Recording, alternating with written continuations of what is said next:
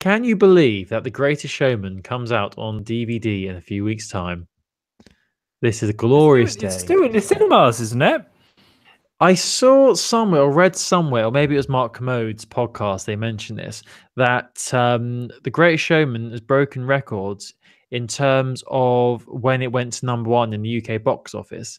It didn't go to number one until its fifth week in the chart, which is like unheard of. Like normally things start high, then they drop off. But with Greatest Showman, it started like fifth or sixth and was steady. And then because of word of mouth and all the songs being played everywhere, like it just shot up and it's made so much money now. And it was at number one for a couple of weeks. So it went down, it was like 5, 6, 1, and it was there for a few weeks. The phenomenon of Greatest Showman and Hugh Jackman cannot be underappreciated, honestly. Have you seen it yet? No, not yet. Please watch it. It will change your life. I can't help but think you've heard so many. I bet, are you one of those people that, but the reviewers don't like it? It's going to be shit. No, I just haven't been bothered. I've been watching other films. 98% user score on Rotten Tomatoes. So you know it's going to be good. No, check it. Fucking check it, mate. 55 critic. Tomatoes. 98. Well, it was 98, but it's in the 90s or high 80s. I don't want to be seen as Can I just say, this week, well, by the way, welcome to Heroes of Handheld, the podcast dedicated to handheld gaming. I'm Chris. I'm not Chris. Why did I say I'm Chris? Why did I say I'm Chris? Oh, that's never happened before. That's weird. I'm not Chris. I'm Colin. That's Chris, the man with the flat hair. He hasn't got his brush this week, like the past few weeks, because I can see a little webcam of him. In previous weeks, he's actually used a little comb just before he's gone on there. Whilst we pod. And he's thinking I don't notice, but I see all. There, he's got it. He's got it right next to his fucking laptop. What a weird thing to do. What were we saying? So yeah, we're Heroes of Handheld, talking about handheld gaming, Switch, Vita, sometimes Vita, iOS, Android. I just want to kick off this week by saying that I am honestly obsessed now, and it's sort of replacing Pokemon Go for my go-to app on my break when I've got a spare few moments with Farmville 2. Really? Honestly, I thought so you were keen. No, I've not really touched the mobile version of Fortnite now, because the other day I decided to go back and play it on my Xbox. It's so much more better experience on consoles than on mobile. Like the fact it works on mobile is great and it works really well, but it's not made for mobile, in my opinion. It's not the right game for it. I have a confession. I like Fortnite on mobile, but I have deleted it because it took up about 2.5 gig, and my phone's really small. Battery is horrendous. It's like it's really fun, and I'm sure I will reinstall it when it's properly kind of when I've got a better phone, basically, or a bigger phone. But right now, it's like it was a choice between have 4 different games on my phone or just have Fortnite. And I do think Fortnite is really incredible, but I'm playing it so much on PS4, I don't mind not being able to play it on mobile. Yes, I agree completely. It's made for consoles. It's great that it works on mobile, and the fact it works really well on mobile.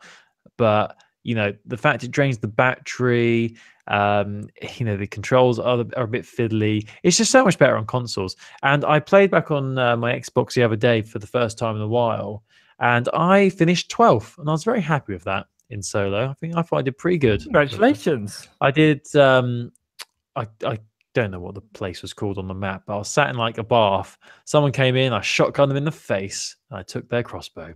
Then I tried to kill someone with a crossbow, and they headshotted me. So there you go. That's my fun story. Fortnite are adding guided missiles. I've just watched the trailer for it. I saw that. That could be interesting, isn't it? Like that whole trailer just personifies what is so great about Fortnite compared to Battleground, Unknown, whatever. Pugby is Puggy Bee with pugs with bees on their backs. Is the fact that it's so lighthearted and fun. Like in that trailer, when that missile is going into that on top of that building and kills that person. Like what's funny at the end is the characters who shot the missile look at each other and then they do like a funny dance, which I thought was just personifies how silly Fortnite is, how like ridiculous, just silly fun it is. It doesn't take itself too seriously, whereas the other one takes itself a bit too too seriously, I think. But then saying that, that one's coming to mobile as well. I see it's out in America already. Yeah, it's and you can download it over here as well. It's a smaller file. I haven't played it yet, but is it I'd be available interested. over here? Last I saw it wasn't. Yeah, it's on over the store. Oh, I'll have to check that out. But yeah, so Fortnite is still a big thing. We are still enjoying it, but yeah, maybe not for mobile. So quick go back to Farmville 2. Really digging it. I'm on level 13. Can't get enough. Still haven't spent any money.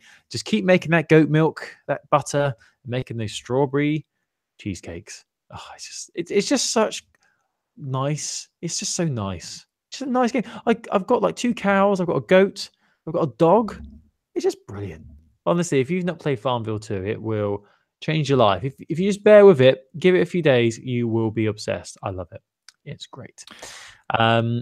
Right. I want to just quickly mention as well is I don't know if we mentioned this last week or the week before. I can't remember how long it's been now because it's just reminded me. Have you seen the trailer for the new Fantastic Beasts film? Why are we talking about this? Yes, I have seen it. We've talked about it already. Do you like it? Do you like it? It's good. I semi-interested, but I don't think that. I think the politics of some of the cast that are involved in that film means that I'm not as interested in watching it. Oh, you're one of those, are you? Oh, I see what you're saying.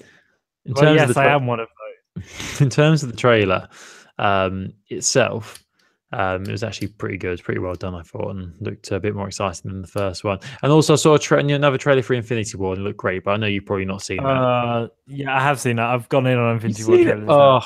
Like when a character who's probably a main character is holding someone's arm, someone's hand at the end. Oh, God. Will he survive? Will he survive? Anyway, let's move on and talk about some gaming. So, Chris, what have you been playing this week? Apart from Fortnite. I've been playing Fortnite. I've been playing Super Mario Run, but the game that I've mostly been playing is on the Nintendo Switch and is a title from Dodge Roll Games called Enter the Gungeon. Do you know Enter the Gungeon?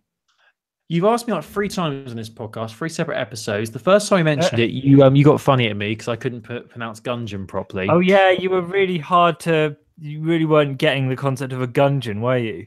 No. So we've talked about it a lot. I just want to say that game is so good. It's so fun and it's so addictive and it's so perfect for Nintendo Switch as well. And what I love about it is that you feel every time that you're just getting better and better at it. Like when I make mistakes in that game, it's like my own fault.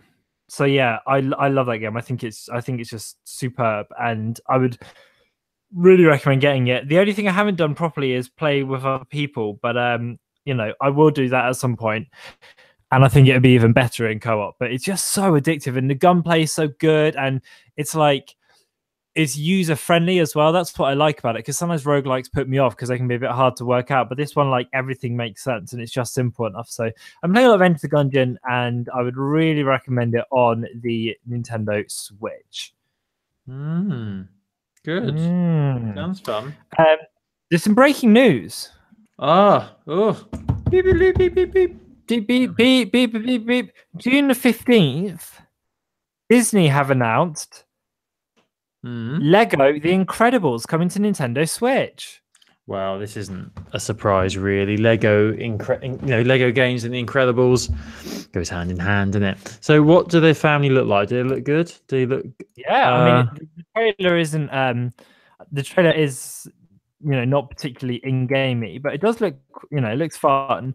I don't know. The only thing that I kind of feel about that is I don't know how much, how much story is there? Do you know what I mean? Yeah.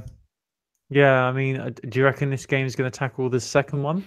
Is it going to be out for the second film or just the first one? I'd assume it must have bits the second one in as well, because else there just wouldn't be anything. This is interesting. I mean, I've never really been a massive fan of the Lego games, to be honest with you. Really? No, I just find them a bit boring. Not very challenging and a bit. I mean, they're very lovingly made. Like, there's lots of funny references in them, and they look great. But it just gets a bit boring when you're having to collect loads of bits of Lego I don't know. Yeah, I played the Avengers one, and I played a bit of the Pirates of the Caribbean, but I've just never been a fan. You know, I'm just not keen. Not that keen. Some are better than others, to be fair. Like some better than others. So I think this be. I don't know. I have faith in a Pixar one, and I think if this goes well, one would assume we're going to get like the ultimate dream here is Lego Toy Story. Yeah, I'm surprised that hasn't been a thing already, to be honest. But I guess Disney are quite particular about what properties they give to Lego to play with. Have we had a Pixar one? Can you think of a Pixar one? There wasn't a Finding Nemo one, was there? Pixar Lego. That's a good point. I think we actually have. Cars? They would need to. Oh yeah, there's a Lego Juniors Cars. Yeah, there's Cars sets here. But it's not a game; it's sets. Yeah, this is the actual sets. I'm just thinking, normal has Lego done any collaborations with Pixar before? Looks like it's just Cars. In terms of games, I imagine it'd be the same. There's a picture here of a Lego Wally and Eve. Sorry, not Eve. Oh, that looks amazing. Oh, that Wally looks so cute. I'm keen for that. I think a Wally Lego game would be great as well. That would be fun. Go for space. There definitely isn't. There definitely isn't enough for a Wally game. No, yes, there is. There's two parts of that, because part of the game would be on Earth, where it's all covered in rubbish, and the second bit would be up in space, where you're flying around, great, trying to save the humans, and you got to battle the evil ship. Spoilers if you've not seen it. Great, 3 hours of film, not even 3 hours. Sure, make a great game. Anyway, Colin, let's move on, because Pokemon Go have had a big couple of days. I'm really intrigued about this, and I'm going to let you tell me, because I've only just found out about this one with the research for Mew. Yeah, so it's intriguing. The Niantic, and this is something that I've kind of seen asked for in the community for a really long time. 2 days ago, the Niantic company revealed that they are working on a new research system in Pokemon Go. There's going to be two types of research you can contribute to: field research and special research. Field research is spinning nearby Pokestops. You spin Pokestops. It will give you field research to research, I suppose, and will give you objectives that include things like discovering and catching Pokemon, fighting certain Pokemon, amongst other things. Whereas special research is going to be requested by Professor Willow, and it looks like the thing that's going to lead you towards unlocking Mew. Both are going to have rewards, including items and encounters with certain Pokemon, and different difficulty levels as well. There's a stamp system. You can earn 1 stamp per day by completing at least 1 field research task. And when you obtain 7 stamps, you get a research breakthrough to receiving even greater rewards. So basically, do you reckon you can pay? Do you reckon you can pay to get 7 stamps straight away? It doesn't say. I don't think you can. I think no, I don't think you can. But we'll see what they do about it. It looks interesting, but it's not enough to bring me back. Because for me personally, this is something I wanted from the get go.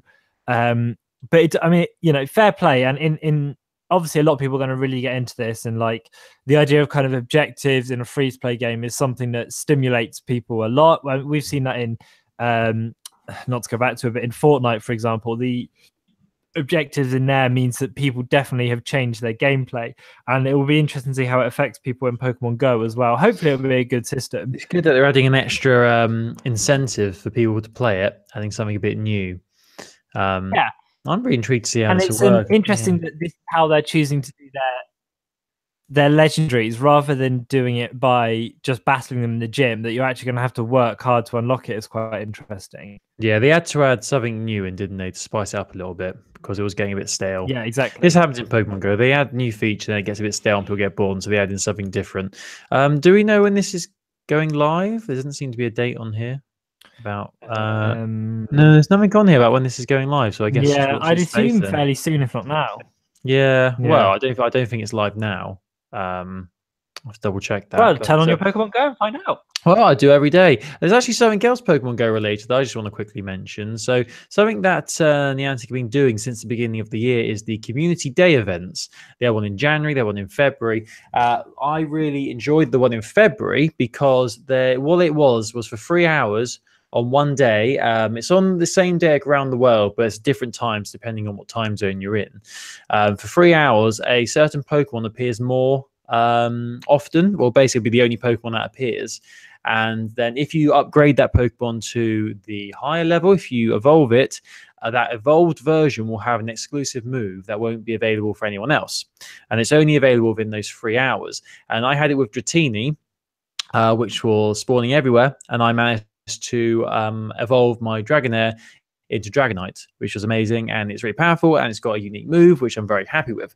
But they've announced the next Community Day event, which is going to be for April, and it's going to be on April the 15th, which is a Sunday. Different times around the world, so just looking at the different time zones here. What's PT and ET? I'm guessing these are the American times. So I think they've actually only announced the times for North America at the moment, so the different time zones there. So 11 a.m. PT, 2 p.m. ET, and concludes 2 p.m. PT, 5 p.m. ET. What is that specific time and Eastern time? It's Pacific and Eastern time. Yeah, different sides of the country. Cool. So this Community Day will be available for 3 hours. And within those 3 hours, quite a few things are going to be happening. It's not just a Pokemon appearing more than another Pokemon. They're actually going to be including loads of other stuff. So within that period, lures will last 3 hours. I'm just trying to find the name of the Pokemon. I can't even see it on there. So sorry. Yeah, brilliant. Fantastic. I'm going to cut this bit out. It's on the yeah, Colin. If you go to, I'll put a link in the doc. There's see, this is why you should get information from the source, because on the Niantic website they detail much more about it. So if you go to the Niantic website, you can see it there. Here we go. So Lumos will last for 3 hours. Eggs will hatch at a quarter of the distance they typically require, allowing you to hatch Pokemon much more quickly for the duration of the event. So from what I've heard, 10k eggs will hatch within 2.5k, which is pretty cool. And I imagine the 2k eggs would hatch within 0.25, maybe, which is easy. So if you've got loads of eggs you want to hatch, you're laughing. You're laughing. So the featured Pokemon for April will be the electric-type sheep Mareep. That's a great name, Mareep, which looks like a sheep that has pointy ears. And if you catch enough, you'll be able to evolve it into the final form, which is Ampharos. And if you get Ampharos, I hope I'm saying that right, Ampharos. I think I've already got one, actually. But if you manage to get enough of the Mareep and you get Ampharos, you'll get an exclusive move, which will only be available for people who have evolved the Pokemon during that time. There you go. So that's exciting. So all this will be happening on that day, which is the 15th, which I think is just over, well, this Sunday will be 2 weeks. So a couple of weeks until that.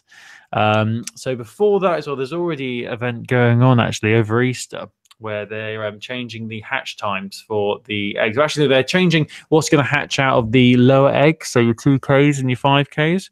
I think they've done this before, if I remember rightly, where they changed it so like rare Pokemon were coming out of the 2K eggs. Was that last Easter? Or was that before? I think it might have been when they did those baby Pokemon were hatching out of it. No, they released, that was back before they'd actually released any new Pokemon, and they were the first new Pokemon from the original ones. So you had Togepi and all the little ones like that, and people were losing their shit. That was Christmas time. Christmas time, was it? God, it must be a year. It wasn't this Christmas, was it? It was last Christmas, if I remember rightly. Crazy. Anyway, so from now until April the 2nd, which is on Monday, Easter Monday, Pokemon that typically hatch from 5k or 10k eggs, like Wynut or Rolts, they'll be found in 2k eggs. Also, April the 2nd marks the day the legendary Pokemon Lugia will leave raid battles. So there you go. Raids really aren't something that I'm interested in, to be honest. I'm all for the finding new Pokemon, filling up my Pokedex, and just like putting my Pokemon into gym to get those coins, those sweet ass coins. And I've still not spent a penny on Pokemon Go, which I'm very proud of. I hit the main. Sorry, well, I mean, I'm just so bored of Pokemon Go. It needs to be, when it's sunny, I'll get to playing it again. But right now, in the rain, no thank you. Yeah, it's been pretty grim, isn't it? Always is when there's a bank holiday. or a some sort of just when people are off work. Anyway, what are we talking about? Oh, yes, things to talk about. So I've been playing the game. I'm going to talk about properly next week. From 10 Tons, Tesla versus Lovecraft. I played a bit of it. I am enjoying it, but I'll give you a full review on that next week. It's a bizarre concept, but it's actually very, very addictive, which is the case with most 10 Tons games. So looking forward to talking about that next week. Tesla versus Lovecraft. Can't wait to explain the story for that. It might just blow your mind, the whole concept behind it. But it is really cool. I'm actually really enjoying it. And actually, very, very quickly, I want to talk about this month's PlayStation Plus games.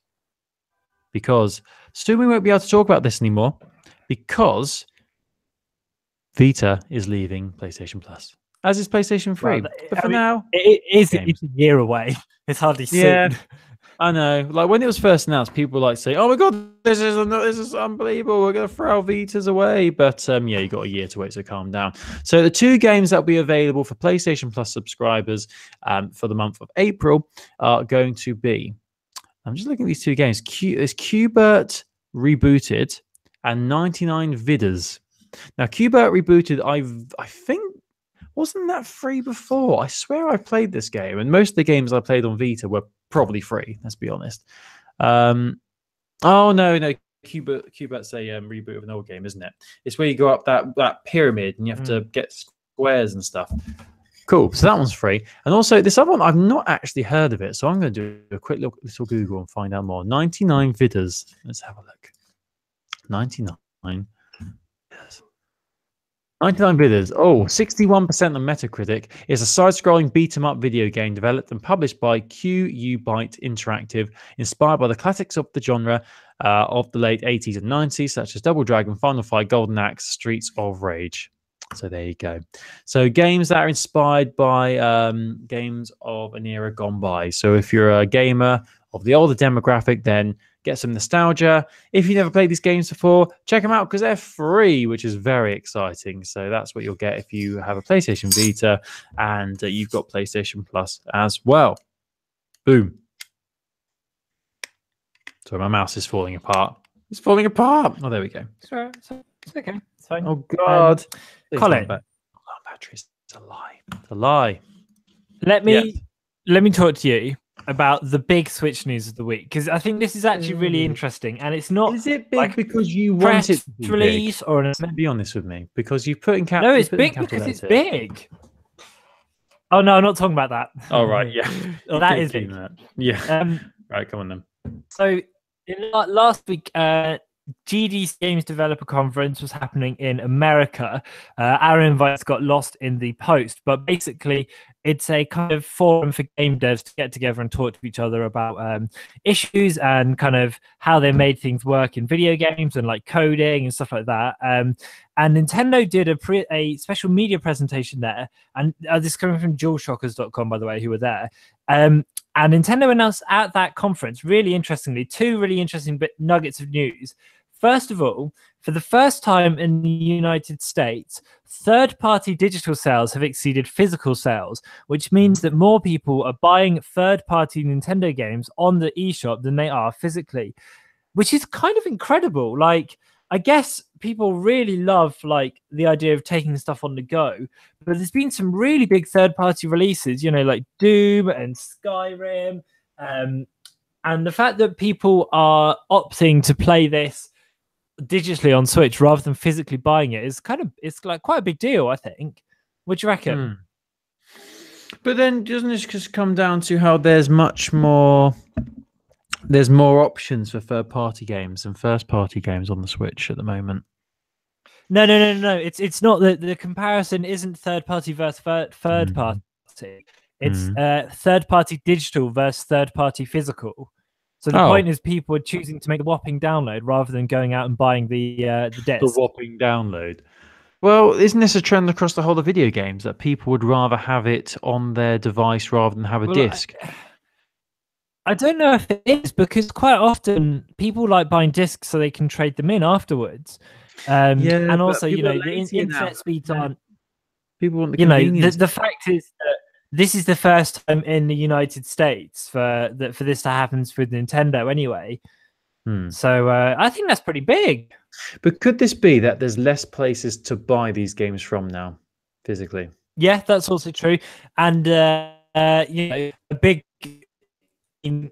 is the fact that you can, take things on the go, and maybe people really love like having downloads on the go rather than having to take those tiny cartridges with them. The other bit, yeah, they're easy to lose, and they don't taste very nice small. Either. The other interesting bit of news is that the Nintendo announced the top 10 selling indie games on the Switch. Some of these we've played, I know, and some of them I'm a very big fan of. SteamWorld Dig 2, Stardew Valley, Kamiko, Celeste, Fast RMX, Golf Story, Enter the Gungeon, Overcooked Special Edition, which is an incredible game, NBA Playground, and Shovel Knight Treasure Trove. So some interesting titles there, and some of them, some of them are games that were already out on other platforms like Overcooked, Gungeon, and Shovel Knight. But I mean, Celeste, it was new when it came out, and that's like a big deal. So it's interesting for Nintendo. Doing well, loads of different games that'll be on other platforms. Doing well, which is interesting actually. If there's something to, if they be on other platforms, like the first one, was it SteamWorld Dig? You said was the first one. You said was it SteamWorld Dig? That's been on like every platform under the sun, hasn't it? I swear it's on mobile, it's on Vita, everything. So the fact it's still doing well on Switch is very interesting. People obviously liking how it plays on the Switch screen, and maybe liking the fact that they can play it on a big screen if they so desire. Yeah, that's cool. The thing, isn't it? It's being able to flick between the two is really, I think, a really great thing. So yeah, more power to them. What else is happening in the world of Nintendo, Colin? Well, I just wanted to briefly mention this article, which I found from TechRadar.com, which was interesting. How people who have been buying third-party Nintendo Switch docks are reporting that it's making their consoles brick, so you can't use it anymore. Now, I'm trying to think what reason you would have for buying a third-party dock for your Switch, unless the original one you bought broke, or you bought it secondhand and there was no dock with it and you got it cheaper. I just don't know. I could never imagine myself actually purchasing, if I had to replace my Switch dock, I couldn't imagine buying it from a third party. I'd always want to go straight to Nintendo because, I just trust what they make. But this has been reported by Kotaku, and they've actually had a statement from Nintendo on this as well. It was reported to Kotaku from sources on Reddit and Nintendo's own forums that since a recent update, Switch docks from Nyko, Fast Snail, and Insignia are causing system errors. These errors range from rendering the console unable to turn on to losing all game save data. So do you think that maybe Nintendo have deliberately done an update to stop people from buying these third-party docks? No, I don't think it would be purpose. That'd be such bad press. But then how... I still understand how an update can make a dock error the console, because surely all the dock is just a platform for putting it on, just getting what's on the screen onto your TV. So there's not. I don't imagine there being much tech in it really. It's just like putting a HDMI cable into something. So I don't really understand how buying a third party one either cause it. But it's been reported by quite a lot of people, and the statement from Nintendo was, this is the official statement from Nintendo, which was given to Kotaku. Unlicensed products and accessories do not undergo Nintendo's testing and evaluation process. They might not work at all with our game systems, and they could have compatibility problems with certain games. The Nintendo Switch system itself, and other licensed accessories and peripherals. So there you go. So it's just what you'd expect to hear from them. But I mean, looking at the price of a dock, if you wanted to replace it just for the dock and nothing else, in British pounds, it's 79. So 79 quid. That is a lot of money just for a dock. And that sort of explains why people might buy third-party ones, because that's so expensive. I'm going to have a quick look on Amazon. I don't know if they're still going to be available after all this bad press. I'm going to see how much a third-party one would set you back. So one of the makes on here was the Nyko. Was it Nyko? Yeah, Nyko. And Fast Snail. Let's just do Fast Snail. I'm interested to see what their one's like. That's such a strange name. Fast Snail, Nintendo Switch dock. Here we go. Right, so on the UK Amazon site, where's the dock? There's an adapter for the dock. Oh my god, looking on actual Amazon, the cost of a saying that the cost of a dock through Amazon by Nintendo is £122. That can't be right. No, that can't be right. Dock sets from Nintendo. Only $2.5. Oh, it's got all the cables as well, so it's not just the dock. Well, there you go. Well, I don't know how much the third-party ones are, but I'm assuming they're going to be significantly cheaper. It's like when people buy replacement iPhone chargers. Does anyone actually buy the official one from Apple? I don't. I don't think many people do, because they're ridiculously expensive. So there you go. It'd be interesting to know. I really doubt that anyone who listens to this podcast has got a third-party dock, because we like official Nintendo things. But it'd be interesting to hear from people if anyone's experienced any problems, or whether you've not experienced any problems with a third-party dock. But yeah, I just thought that was interesting. I'm just trying to wrap my head around how an update can cause a dock to cause problems for the system. But it's multiple times. The only thing I can think of with this is if it's to do with like controlling power management and flow through the system when it's plugged in, because you know how like a Nintendo or whatever dock will have resistors built in so that the power can't surge to the unit. I wonder if it's to do with that, and if it's to do with third-party docks overpowering the unit. Maybe yeah, it could be something like that. I'm sure there's some technical thing to it, but yeah, just be careful if you want to get a replacement dock. There you go. Now I want to talk about Rocket League, because we've not spoken about Rocket League in ages. And played Rocket League in ages. Yeah, our love for Rocket League was replaced by our love of HQ Trivia. Did you see HQ Trivia the other day, where it was the guy hosting it and it errored and he couldn't see the question? So the question one, he didn't read it out. I did see that, and he kept talking over it. It was weird, wasn't it? It was a question 2. It's question 3. It's a football one. Luckily, I knew the answer to it anyway. But he was still going. That's the one. It's for Scholes. Because he was like, "That's question 2's answer. Congratulations if you got it right." Yeah. Let's shout out everyone right. Yeah. Did you know? I ran an interview with Sharon Carpenter. I don't know if you know this, but both those comedians or presenters or whatever you can define, wherever they define their roles, they're both based in the States. I thought they were based in the UK, but they're both based in America. What, Sharon Carpenter and the other guy? They're filming from America. She films it. She films it in America. Oh, well, that does make sense. I just assumed that she'd film over here. I can see that making sense, because like they do it all from one studio. Maybe they do it from one building and there's different studios. I don't know. Oh, that's interesting. Well, it's surprising as well, actually, because they don't. Yeah, you just expect it to be in London somewhere, don't you? Exactly, because it's like the UK edition. But no, she films it in America. She hasn't been back to the UK this year. Wow, it's all right for some, then, isn't it? Brilliant. Right, let's talk about Rocket League. Tell me a story, Chris. I want to hear about.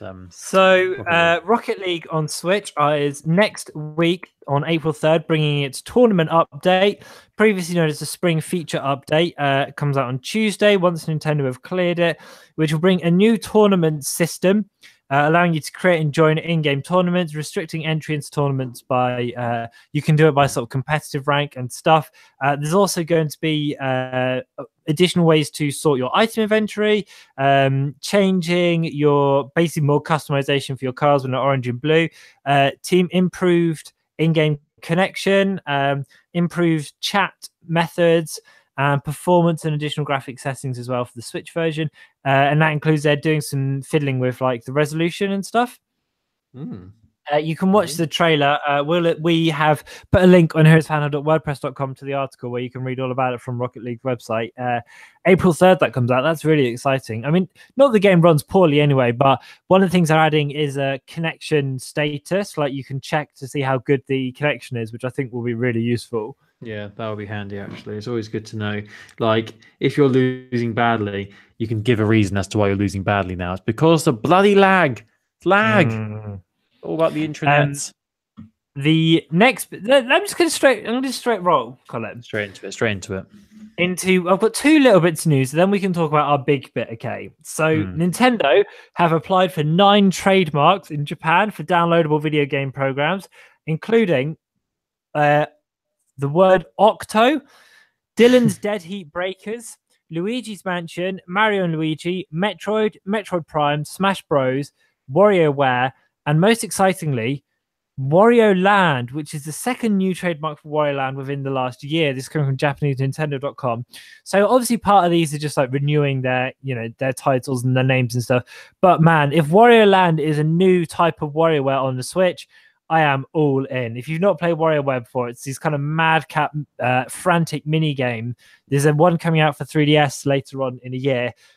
But man, bring me Warioland on Switch. I'm so hyped for that. That'd be incredible. I don't even know how trademarks work, to be honest with you. So, I mean, why do they need to trademark these names again? Because surely they already have, like Mario and Luigi. And, I think it's just to do with, I think things expire. And I think it's like, it just makes, basically, if say you're a book, and my understanding of it from my media law studies, which to be fair, you were in the same lectures as, is that if I trademark my book, Werewolf Kisses, and then I make a Werewolf Kisses book, and then in 10 years' time, someone else wants to make a Werewolf Kisses book, if the trademark's expired, that means that they're able to do that.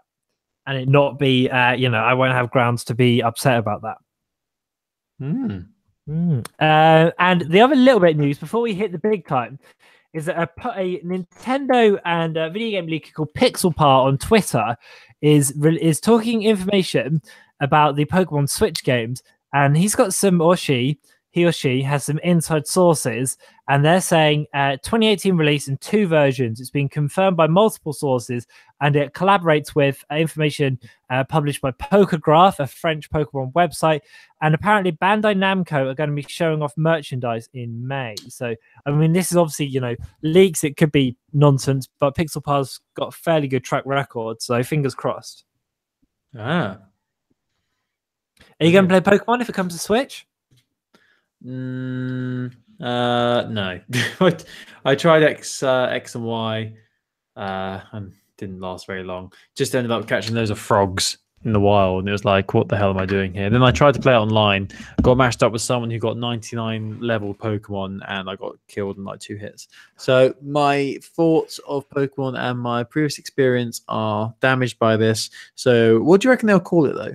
Pokemon right Joy-Con, Pokemon left Joy-Con. Man, what was the thing I saw? What was the suggested name I saw? Pokemon Up and Down, something like that. No, it was it'll come to me. I think Moon. Well, we've had Sun and Moon. Stars and Galaxy, maybe something like that. Not really a good comparison, really. Stars are fine, but galaxies are massive. So maybe Galaxy and Universe. But then I guess Universe is bigger than the Galaxy. So. I saw a potential name that was really good. Anyway, it doesn't matter. But the big news, Colin. Yes. Right. Phil Spencer. Phil Spencer is the head of Xbox. And last week, Banjo EXE on Twitter tweeted at Phil Spencer, "Are you still willing to let Banjo and Kazooie appear in Smash Bros?" And what did Phil Spencer say, Colin? Yep. Phil Spencer said yes. Are Banjo and Kazooie confirmed for Smash Brothers? I mean, at this point, it's basically guaranteed, boy. Yeah, it's weird. It was very unemotional and not very committal response. It was just yep, and that was it. So fair play. I wonder if will this come to anything? I would expect probably not. I mean, just because he's willing, it doesn't mean Nintendo want the character in there, and it also doesn't mean that it fits their bill, because they might not want to put a character on a Switch game where you can't actually play any of the titles to do with him. But but then Cloud was on there. It makes more sense for Phil Spencer to want it to be on Smash Bros, but then it doesn't make much sense for Nintendo to include that character if they've got all their own characters they want to put in there. Yeah. But it'll be interesting. It's good press for him, isn't it? Because all he has to do is say yeah. He doesn't really have to worry about it, because if Nintendo wanted Banjo and Smash, they would have contacted by now. So he can just say, yeah, of course I'm up for that. And it's like, then the onus is on Nintendo to be the people who didn't put him in, rather than on Phil Spencer to be the one who never replied to the tweets. But We can have hope because, as we all know from my excellent drawing I did on the Miiverse on the Smash Bros subreddit on the Smash Bros channel 4 years ago, when I drew Banjo and Kazooie looking at the invitation letter to Smash Brothers, and someone commented saying, "Haha, your Banjo looks retarded." We all know how much I would love Banjo and Kazooie to come to Smash Bros on Switch. Have you still got this picture? Can we see it anywhere? No, I don't think so. I think it's I'd love to gone. see it. Oh, gone into the ether with all the other penises that were drawn on Wii U back in the day. Remember that when that was a thing, when people were drawing penises? Yeah, absolutely. I mean, I was a big part of that. Colin, yeah, you like penises. Yes. Do you want to move on to group chat? I do. So this week's group chat, what is your favorite sports game ever? We wanted to know what was your favorite ever sports game. It didn't have to be necessarily, the game didn't have to necessarily be all sport. It could have been a sport level. It could have been anything sport related. We just wanted to know your thoughts. Any spin-off sports game, anything in a game that classed as a sport. I found out the other day at a pub quiz that surfing is actually classed as a sport. Didn't have a clue. Didn't know. I wouldn't say surfing is a sport, but there you go. Chris, do you want to read the response we got from this? Yeah, we had a couple of tweets. Remember, at Handheld Podcast on Twitter, if you want to get in touch. Emma said Mario and Sonic at the Olympic Games is the only correct answer to this. Yeah, which is that's good. That was fun. I mean, that is a classic. Playing as Knuckles, tossing the hammer.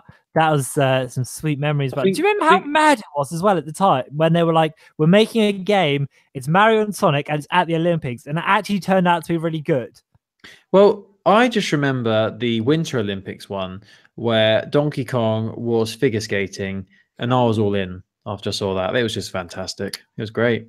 Yeah, they actually are really well made games. I mean, the whole idea of having Mario and Sonic in the game is just bizarre, but at the Olympics is even more crazy.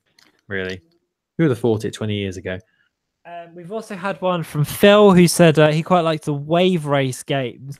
Can I, as a technicality, would you say Mario Kart is a sports game?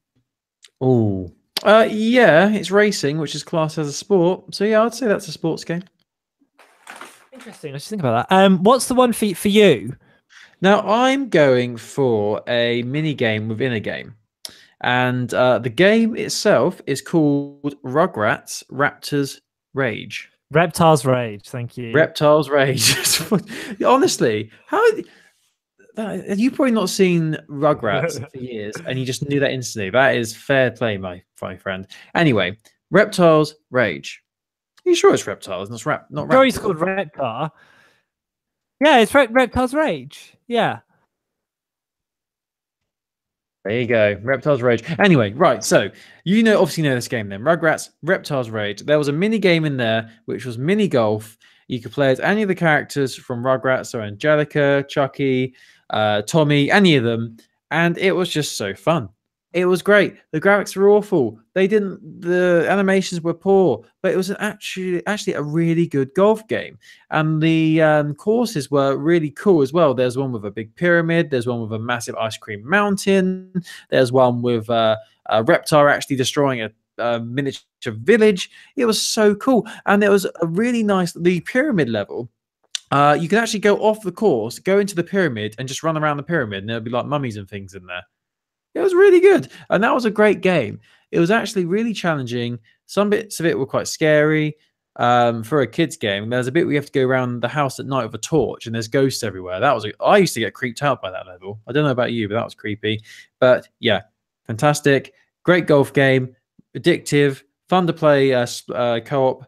Just a fun golf game. So I'm going to say the mini golf game from Rugrats Reptiles Rage. Just reading up about Rugrats in Paris. Did you know in the film, Tim Curry is in it? Who's he play? And also, he plays a sumo singer. It's a cameo. And also, did you know the same bloke did the voice? Michael Bell did the voice for Drew Pickles, who I think is the uncle, Stu's brother, Angelica's dad, I think. No, is that Stu or Drew? Drew's Pickles. He was. He was dad. He was Angelica's dad. And also Chaz Finster, Chucky's dad. But yeah, my favorite sports game. Yes, interesting. Nicely, is Mario Strikers Charged on the Wii. Right. Here's the thing, and I really hope for this to get a Switch sequel. right? It's a Mario football game. There was already Mario Strikers on the GameCube, but Mario Strikers Charge, they took everyone, put them in this weird, like, leather metal armor, made everyone super angry all the time, and gave everyone these really horrible, like, violent superpowers that you could get if you charged the ball up enough or got certain items. That is an angry Mario. That's an angry they're so Luigi. angry. Wow. And like Waluigi would do this power where you'd press a button and he would just shoot a like maze of thorns out of him, and it was so bizarre. But the actual gameplay was incredible. It's so chaotic and frenetic, and man, I would love for a Switch sequel to that, and I think that's ripe for a Switch number 2. That would be fun. Now I'm looking at the screenshots for this. What platform was this? 3DS. What was it? Wii. The Wii. Wow. What do you want to do for next week's group chat? Well, I chose this week's one. You choose next week's, son. What are we gonna do? Okay, this is a good one. I want to know people's biggest gaming regrets. I want a game that someone ordered. I want a game that you spent loads of money, loads of time in, and then you look back and you're like, why was I doing that? I want your biggest, like, games you pre-ordered, games you took days off work to play, games you convinced friends to buy that they ended up hating. Biggest gaming regret. I want to hear it. How can people get in touch with us, Colin? So many ways. I've actually got a few suggestions for this already. I'm excited for that one. You can follow us on Twitter at Handheld Podcast. We tweet throughout the week, Handheld gaming news and just random bits and bobs. You can email us, heroesofhandheld@gmail.com. You can go to heroesofhandheld.wordpress.com and click on the contact us button, and there's a little form you can fill out. We're on Facebook, Google+, all social medias around the web. You can find us on iTunes, on Stitcher. Just Google Heroes of Handheld. We will appear. And we will also appear next week when the podcast returns for episode 212. Thank you very much, Colin Byrne. It's been a pleasure. It has been a pleasure. Let's get play HQ Trivia, and then we should play Rocket League again. I'll play Rocket League in ages. Yeah, if not tonight, then definitely over the Easter weekend. One day, yeah. Sure thing. Thank you, everybody. Thank you for listening. We'll be back next week, same time. Have a great week. Enjoy your Easter. Have many Easter eggs. Have all the eggs. Goodbye.